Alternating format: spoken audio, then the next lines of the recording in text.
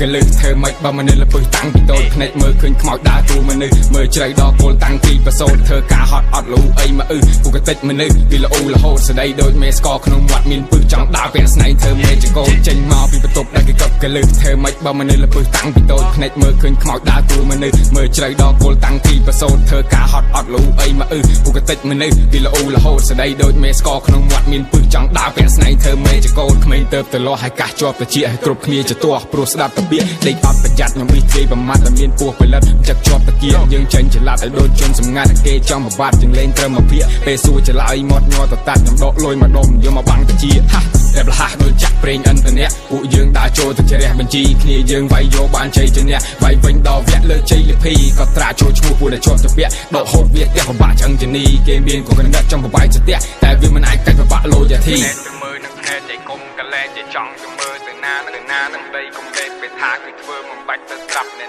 ណាចម្លែកនៅក្នុងតកូលប៊ូស៊ូទីគេថា keep my flame នៅក្នុងសូលហើយនាមតកូលជាកូនអ្នកតាភ្នែកទៅមើលនឹងភ្នែកចៃគុំកលែចចង់ទៅមើលទៅណានេះពាក្យសំដីកុំលេបពេលថាគឺធ្វើមិនបាច់ទៅស្រាប់ណែណាក្មេងចម្លែកនៅក្នុងតកូលប៊ូស៊ូដូចពាក្យគេថា keep my flame នៅក្នុងសូលហើយនាមតកូលជាកូនអ្នកតា